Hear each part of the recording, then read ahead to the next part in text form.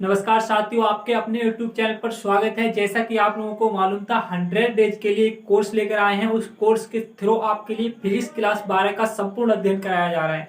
ठीक है, तो उसमें आपको पहला दिन क्या रहा था हमारा, हमने आवेश सीखा था और हमारा चैप्टर 1 चल रहा था। आज हमारा क्या होगा, चैप्टर 1 की ही वीडियो 2 होने वाली है। ठीक है, और चैप्टर जो 1 है वो हमारा आवेश तथा विद्युत क्षेत्र है।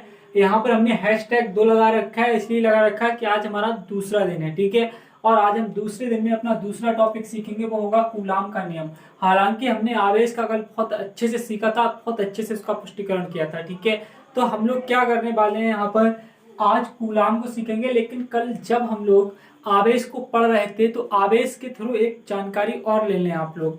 हमने आवेश पूरा बताया आपके लिए, आवेश होता क्या है, किस वैज्ञानिक ने बताया था। ठीक है, किस प्रकार से, कितने प्रकार का होता है ये, कितने मात्रक होते हैं इसके। ठीक है, मैंने सब कुछ बताया था। तो आप लोग एक बात और जानकारी ले लें थोड़ा सा। मैंने आपको एक बात नहीं बताई थी, वो बताना बहुत जरूरी है कि यदि दो एक ही जात के आवेश होते हैं, यानी कि दोनों धनावेश धनावेश हों और चाहे दोनों ऋणावेश ऋणावेश हों, कहने का मतलब सजातीय आवेश। कैसे आवेश, सजातीय आवेश। ये हमारे कैसे हैं, सजातीय आवेश हैं। ठीक है, एक ही जात के हैं तो कैसे हो गए, ये सजातीय आवेश हो गए। दो एक ही जात के आवेश जब एक दूसरे के पास आते हैं तो ये दोनों एक दूसरे से क्या करते हैं, नफरत करते हैं। ये बात ध्यान रखना। ये जैसे ही दोनों एक दूसरे के पास आएंगे, दोनों के बीच में कौन सा बल लगेगा, प्रतिकर्षण बल लगेगा। दोनों एक दूसरे को पीछे ढकेल देंगे। ठीक है, तो ध्यान रखना, सजातीय आवेशों के बीच में प्रतिकर्षण बल लगता है। कौन सा बल लगता है, प्रतिकर्षण बल लगता है। 3 बार बोल लो इस बात के लिए, बिल्कुल याद हो जाएगा कि सजातीय आवेशों के बीच में प्रतिकर्षण बल लगता है। और यदि कोई आवेश विजातीय है, जैसे माइनस प्लस, ठीक है, अलग अलग जाति के हैं, प्लस माइनस, ये दोनों अलग अलग जाति के हैं, और यदि ये दोनों एक दूसरे के करीब आते हैं तो दोनों के बीच में कैसा बल लगता है, आकर्षण बल लगता है। दोनों एक दूसरे के लिए आकर्षित कर लेते हैं। क्या कर लेते हैं, आकर्षित। ये कैसे आवेश हो गए, हमारे विजातीय आवेश हैं। कैसे हैं, विजातीय आवेश। और ये दोनों एक दूसरे को क्या कर लेंगे, आकर्षित कर लेंगे। ठीक है, आकर्षित कर लेंगे। आप वैसे भी जानते हो, अपना अपने से दूर रहता है, पराये से हमेशा हाथ मिला लेता है। ठीक है, ये ध्यान रखना। दोनों एक जैसे हैं तो भाई साहब नफरत कर रहे हैं, और दोनों अलग अलग हैं तो क्या हो रहा है, दोनों के बीच में समझौता हो गया है, दोनों ने हाथ मिला लिया है। ठीक है, तो ये बात आप लोग ध्यान रखना। ठीक है, बिल्कुल आप लोग ध्यान रखना। ये तुम्हारा विजातीय और सजातीय आवेश हो जाएगा। तो इस प्रकार से अब हम लोग कूलाम के नियम की शुरुआत कर रहे हैं। ठीक है, तो इस प्रकार से आप थोड़ा सा आपका इस साइड में लगा लेना और नोट्स प्रॉपर बनाते हुए चलना, क्योंकि नोट्स अगर आप प्रॉपर बनाते रहेंगे तो आपको दिक्कत नहीं आएगी। ये बात मैं कह रहा हूँ। ठीक है, चलो अब मैं इसे हटा रहा हूँ। इससे पहले यदि आप चैनल पर नए हैं तो चैनल को सब्सक्राइब कर लें, वीडियो को लाइक कर लें। ठीक है, और यदि आप नोट्स प्राप्त करना चाहते हैं तो डिस्क्रिप्शन बॉक्स में एक ग्रुप की लिंक दी हुई है, जो व्हाट्सएप ग्रुप है, उसे आप ज्वाइन कर सकते हैं जाके, जिससे आपको प्रॉपर नोट्स मिलते रहेंगे। और जो भी बच्चा ऑफलाइन कोचिंग पढ़ना चाहता है तो ऑफलाइन बैच बहुत जल्द शुरू होने वाला है। आप हमारे संपर्क में बने रहें, हम आपको प्रॉपर सजेस्ट कर देंगे। ठीक है, अब यहाँ पर ध्यान दें, कूलाम का नियम। ठीक है, कूलाम के नियम के बारे में हम लोग थोड़ा सा बेसिक समझ लें तो ज्यादा अच्छा रहेगा। कूलाम के नियम के बारे में थोड़ा सा बेसिक समझ लो। एक बात ध्यान रखना, मैंने अभी हाल बताया है कि दो सजातीय आवेशों के बीच में कैसा बल लगता है, कैसा बल लगता है, प्रतिकर्षण बल लगता है। कैसा लगता है, प्रतिकर्षण बल लगता है। और दो विजातीय आवेशों के बीच में कैसा बल लगता है, कैसा लगता है, आप बताओ, आकर्षित बल लगता है ना, आकर्षण बल लगता है। ये बात आप ध्यान रखना। ठीक है, दोनों समान प्रकार के हैं तो प्रतिकर्षण, दोनों विपरीत प्रकार के हैं तो आकर्षण बल लगता है। ये ध्यान रखना। अब यहाँ पर सवाल खड़ा हो रहा है कूलाम के नियम का, तो हम लोग कूलाम के नियम को बहुत अच्छे से स्टार्ट करेंगे। और देखो, समझे आप लोग, ये कूलाम ने बताया क्या था। सबसे पहले आपको ये जानकारी होना चाहिए, ये नियम आया कब था, तो 1785 में आया था। ठीक है, कहाँ के वैज्ञानिक थे कूलाम, ये थे तुम्हारे फ्रांस के वैज्ञानिक। कहाँ के थे, फ्रांस के वैज्ञानिक थे। ठीक है, 1785 में फ्रांस के वैज्ञानिक कूलाम ने अपना नियम प्रस्तुत किया था, इसे हम कूलाम का नियम कहते हैं। अब आप समझो इनमें क्या बताया था? सबसे पहले हम जानते हैं, बात को समझना, मैं क्या कहना चाह रहा हूँ, लिखना मत, केवल समझो। हम जानते हैं कि किन्हीं दो समान प्रकार के आवेशों के बीच में प्रतिकर्षण और दो विपरीत प्रकार के आवेशों के बीच में आकर्षण बल लगता है। इसी बल के लिए हम विद्युत बल कहते हैं, ये बात ध्यान रखना। इसी बल को हम विद्युत बल कहते हैं। और इस बल को ही समझाने हेतु फ्रांसीसी वैज्ञानिक कूलाम ने सन 1785 ईस्वी में एक नियम प्रस्तुत किया था, जिसे कूलाम का नियम कहते हैं। एक बार आप मेरे साथ साथ समझें तो ज्यादा अच्छा रहेगा, बहुत मजा आएगा। हम जानते हैं किन्हीं दो समान प्रकार के आवेशों के बीच में प्रतिकर्षण बल और दो विपरीत प्रकार के आवेशों के बीच में आकर्षण बल लगता है। इस बल को ही विद्युत बल कहते हैं। ये बात ध्यान रहेगी, अच्छी बात है। इस बल को समझाने हेतु कूलाम नामक वैज्ञानिक ने सन 1785 में एक नियम प्रस्तुत किया था, जिसे कूलाम का नियम कहते हैं। तब इनके अनुसार, इतनी थ्योरी आप लोग लिख लेंगे जो मैंने अभी बोल दी, ठीक है। अब मैं यहाँ लगा रहा हूं इनके अनुसार, कि इनके अनुसार क्या क्या स्टेटमेंट दिया था। इनके अनुसार, इनके अनुसार, ठीक है। बहुत ही ज्यादा इंपॉर्टेंट टॉपिक है, हमेशा पूछा जाता है, ये बात ध्यान रखना, ठीक है। चलो, इनके अनुसार इनने क्या बताया था, अब ये भी समझना, ठीक है। सुनो, इनने क्या बताया था, क्या नहीं बताया था, थोड़ा सा आप समझने का प्रयास करें। इसे हटा दूं, फिर आप समझ। देखो, इनने क्या बताया था, सबसे पहला स्टेटमेंट क्या दिया था। इनने बताया था, यदि कोई हमारे पास दो बिंदु आवेश हैं, कितने, कोई दो बिंदु आवेश हैं, ठीक है। इनने कहा था, यदि इनके पास कोई दो बिंदु आवेश हैं और ये दोनों एक निश्चित दूरी r पर रखे हुए हैं। इनने कहा कि इनके पास कोई दो बिंदु आवेश हैं जो किसी निश्चित दूरी r पर रखे हुए हैं। कहने का मतलब इनके दोनों के बीच की दूरी क्या है, स्मॉल r है, ठीक है। पहला क्या मान लिया, q1, दूसरा क्या मान लिया, q2। आप और भी कुछ मान सकते हो, कोई दिक्कत वाली बात नहीं, ठीक है।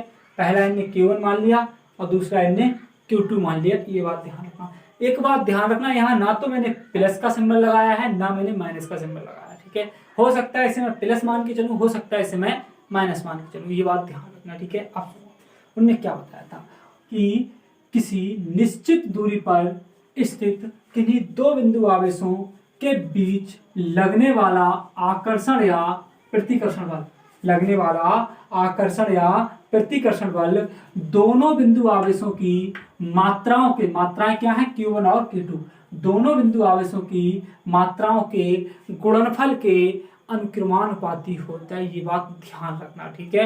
अब मैं एक बार और समझा रहा हूं, आप लोग और अच्छे से समझने का प्रयास करेंगे। मैंने क्या बताया, किसी निश्चित दूरी पर स्थित दो बिंदु आवेशों के बीच लगने वाला आकर्षण या प्रतिकर्षण बल, कौन सा बल, आकर्षण या प्रतिकर्षण बल, बल को हम लोग F से प्रदर्शित करते हैं, ठीक है। लगने वाला आकर्षण या प्रतिकर्षण बल दोनों बिंदु आवेशों की मात्राओं के, मात्राएं क्या हैं, Q1 और Q2 के गुणनफल के, यानी कि इनके गुणनफल के कैसा होता है, अनुक्रमानुपाती होता है। ये चिन्ह क्या होता है, अनुक्रमानुपाती का चिन्ह होता है। ये बात ध्यान रखना, ठीक है। मैंने क्या बताया, किन्हीं निश्चित दूरी पर स्थित दो बिंदु आवेशों के बीच लगने वाला आकर्षण तथा प्रतिकर्षण बल दोनों बिंदु आवेशों की मात्राओं के गुणनफल के कैसा होता है, अनुक्रमानुपाती होता है। और इसे मैं कह दूंगा समीकरण नंबर 1, ठीक है। ये बात ध्यान रखना, ये बात ध्यान रखना, आपको जीना पड़ेगा, आपको जीना पड़ेगा फिजिक्स के लिए। दूसरा स्टेटमेंट क्या था इनका, वो सुनो आप लोग। दूसरा स्टेटमेंट क्या था, दूसरा स्टेटमेंट सुनेंगे आप लोग, क्या था इनका, देखो। उन्होंने बताया था, इन दोनों बिंदु आवेशों के बीच लगने वाला बल, इन दोनों बिंदु आवेशों के बीच लगने वाला बल दोनों बिंदु आवेशों के बीच की दूरी के, बीच की दूरी क्या है, r, दोनों बिंदु आवेशों के बीच की दूरी के वर्ग के व्युत्क्रमानुपाती होता है। कहने का मतलब इसके वर्ग के कैसा होता है, व्युत्क्रमानुपाती होता है। देखो, व्युत्क्रम का मतलब होता है बटे में लिखा जाता है, कैसे में लिखा जाता है, बटे में, ठीक है। व्युत्क्रमान मतलब वर्ग के व्युत्क्रमानुपाती होता है, ध्यान रखना। देखो सुनो, जब अनुक्रमानुपाती होगा तो सामने ही लिख दिया जाता है, और जब व्युत्क्रमानुपाती होगा तब बटे में लिखा जाता है। ये बात ध्यान रखना। फिर सुन लो, जब समानुपाती हो या अनुक्रमानुपाती हो तब तो सामने ही लिख दिया जाता है, और जब व्युत्क्रमानुपाती होता है तब बटे में लिखा जाता है। ये बात ध्यान रखना, ठीक है। मैथ वाले बच्चों को तो दिक्कत नहीं आ रही होगी, लेकिन बायोलॉजी वाले बच्चों को थोड़ी सी दिक्कत आती है यहाँ पर, ठीक है। तो यहाँ पर इसे हम किस में लिखते हैं, बटे में। आप लोग सीख लो ना कि व्युत्क्रमानुपाती बटे में, व्युत्क्रमानुपाती बटे में, समानुपाती सामने होगा, अनुक्रमानुपाती सामने होगा, ध्यान रखो, ठीक है। अब ध्यान रखो, मैंने दूसरा वाला क्या बोला, मैंने दूसरा वाला ये बोला, दोनों बिंदु आवेशों के बीच लगने वाला बल बीच की दूरी के बरक के, बरक मतलब स्क्वायर लगा दी मैंने, है ना, बीच की दूरी के बरक के व्युत्क्रमानुपाती होता है। ये चिन्ह साथ में आ जाता है, ठीक है, चाहे अनुक्रमानुपाती हो चाहे व्युत्क्रमानुपाती हो। याद रहेगा, बिल्कुल याद रहेगा सर। ये बन गई हमारी समीकरण नंबर 2। कौन सी समीकरण बन गई, समीकरण 2 बन गई, ठीक है। अब देखो समीकरण 1 व 2 को मिलाने पर मैं यहाँ पर क्या लिख रहा हूँ, समीकरण 1 व 2 को मिलाने पर, समीकरण 1 व 2 को मिलाने पर, देखो हम लोग समीकरण 1 और 2 को मिलाएंगे, कितना मजा आए, बहुत मजा आएगा। देखो दोनों समान हैं तो बिल्कुल आ जाएगा, ठीक है, एफ ही आ जाएगा। दोनों में चिन्ह देखो एक जैसे हैं, ठीक है, हाँ सर जी बहुत अच्छी बात। अब देखो यहाँ पहले ऐसे लिख लो, क्या लिख लो, Q1 गुणा Q2 और गुणा में क्या आ जाएगा 1/r²। ये बात आप ध्यान रखना, ठीक है, ये बात आप ध्यान रखना। सुनो थोड़ा सा अच्छे से सुनो। देखो यहाँ पर जब हम इस अनुक्रमानुपाती के चिन्ह को हटाते हैं तो कोई एक कांस्टेंट आ जाता है, कोई एक नियतांक वैल्यू आती है। अगर आपने 11वीं में सचमुच पढ़ा है तो आपको कतई दिक्कत नहीं आ रही होगी, ठीक है। देखो समझो आप लोग, यहाँ पर मैं इसे किसे हटा रहा हूँ, इस चिन्ह को हटा रहा हूँ, ठीक है। जब इस चिन्ह को हटाऊंगा मैं तो क्या आएगा, बराबर का तो चिन्ह आ जाएगा और एक कांस्टेंट आ जाएगा जिसे हम कह देंगे के, ठीक है, इसे क्या कह देंगे के। और यहाँ आ जाएगा हमारा Q1 Q2 और बटे में क्या आ जाएगा r²। और यही होता है हमारा कूलाम का नियम। किसका नियम होता है, यही हमारा कूलाम का नियम होता है। ये बात आप ध्यान रखना, ठीक है। अब यहाँ पर आप छोटी सी एक बात लिखेंगे जो आपको बहुत औषधि की तरह काम करेगी, ठीक है। यहाँ लिखेंगे आप निर्वात के लिए, निर्वात के लिए, किसके लिए, निर्वात के लिए, निर्वात के लिए, क्या आपको यहाँ पर दिख रहा है ये, ठीक है, निर्वात के नहीं दिख रहा होगा, ये मैं ऊपर यहाँ पर कर दे रहा हूँ, ठीक है, ये नहीं दिख रहा होगा आपको, ठीक है। तो यहाँ पर आ जाओ, यहाँ पर, ठीक है, देखो यहाँ आपको दिखेगा अच्छे से, यहाँ आपको अच्छे से दिखेगा, ठीक है, यहाँ पर मैं दिख रहा हूँ, ठीक है। देखो ध्यान दो, निर्वात के लिए, किसके लिए, निर्वात के लिए, निर्वात के लिए, निर्वात के लिए हम क्या करते हैं, के बराबर एक अन्य कांस्टेंट ले लेते हैं जो होता है 1/4 पाई एप्सिलॉन नॉट। के बराबर किसे ले लेते हैं हम, 1/4 पाई एप्सिलॉन नॉट। ये बात ध्यान रखना, हो सकता है तुम में से कुछ लोगों की ऑफलाइन कोचिंग चल रही हो तो उन्हें इस चीज की जानकारी हो और कुछ लोगों को इस चीज की जानकारी ना हो, तो आप लोग सीख लो। एक नया कांस्टेंट आ गया यहाँ पर, वो क्या है तुम्हारा 1/4 पाई एप्सिलॉन नॉट। इसे क्या कहते हैं, एप्सिलॉन जीरो भी बोल सकते हैं, ठीक है। इसे इस प्रकार से बनाते हैं, इस प्रकार से, ठीक है, और जीरो लगाते हैं, सही है। ये बात ध्यान रखना, एप्सिलॉन जीरो बोल दिया हमने, क्या बोल दिया, एप्सिलॉन जीरो बोल दिया। अब ध्यान दो आप लोग, इसे हम कहाँ लगा देंगे, यहाँ लगा देंगे, ठीक है। इसे कहाँ लगा देंगे, यहाँ लगा देंगे के की जगह पर। तो एफ बराबर हमारा आ जाएगा, के की जगह पर लग जाएगा 1/4 पाई एप्सिलॉन नॉट और Q1 Q2/r²। ये चीज मिल जाएगी तुम्हें, ठीक है। लिखना जहां जहां जहां 1/4 पाई एप्सिलॉन नॉट बराबर मान होता है तुम्हारा 9 × 10⁹, ठीक है। तो इसका मात्रक भी आप लिखना चाहो तो मात्रक लिख देना इसका, न्यूटन मीटर स्क्वायर प्रति कूलम स्क्वायर, ठीक है। ये इसका मात्रक, ये मान आता है आपके लिए, लगाना पड़ेगा न्यूमेरिकल्स में, ठीक है। फिजिक्स का विकराल रूप आपके सामने आता चला जाएगा धीरे धीरे, और आपको सच बता रहा हूँ तो जीना पड़ेगा इसके लिए, क्योंकि आपके माँ बाप का सपना है आपके सामने, ठीक है। तो क्या आ गया यहाँ पर 1/4 पाई एप्सिलॉन नॉट बराबर मान होता है 9 × 10⁹। मैंने कल भी सभी मान लिखवाए थे आपके लिए, बहुत गहरी मेहनत करता हूँ, ठीक है। अब सुनो आप, आगे क्या है तुम्हारा, आगे ये जो तुम्हारा एप्सिलॉन नॉट दिखाई दे रहा है, ये क्या होता है, लिख देना एप्सिलॉन नॉट जो होती है तुम्हारी, एप्सिलॉन नॉट निर्वात की विद्युतशीलता होती है, निर्वात की विद्युतशीलता निर्वात की विद्युतशीलता होती है। एप्सिलॉन नॉट क्या होता है तुम्हारा? निर्वात की विद्युतशीलता होती है। और अगर कोई तुमसे एप्सिलॉन नॉट का मान पूछ ले तो बता देना 8.85 इंटू 10⁻⁻12। ठीक है, ये इसका मान होता है जो हमें अंकित प्रश्नों में देखने को मिलेगा। ठीक है, तो आप लोग क्या करोगे, सबसे पहले जो मैंने थ्योरी बोली थी उसे लिखोगे और उसके बाद आप इस चित्र को बनाओगे और चित्र के बाद एक तरफ से इसे पूरा नोट करते हुए चले आओगे और आपका डेरिवेशन कंप्लीट हो जाएगा। ठीक है, इस प्रकार से हमने आज अपने दूसरे दिन की वीडियो बहुत अच्छे से समझी, कोई दिक्कत नहीं थी। कूलाम ने नियम दिया था, ये कब दिया था? 1785 में। कहाँ के थे? फ्रांस के थे।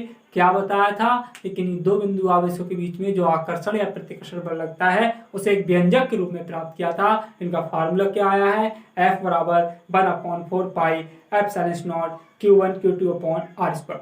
ठीक है, इस बात को आप ध्यान रखना। मेरा मानना है, आई होप कि वीडियो आपको बहुत पसंद आई होगी। अगर वीडियो आपको पसंद आई है तो भरोसे से चैनल को सब्सक्राइब करें और अपने दोस्तों में शेयर करें, जिससे कि मैं आने वाले जो 100 दिन हैं उसमें पूरी तरीके से मोटिवेशन से लवरेज रहूं। ठीक है, तब तक के लिए धन्यवाद। जय हिंद।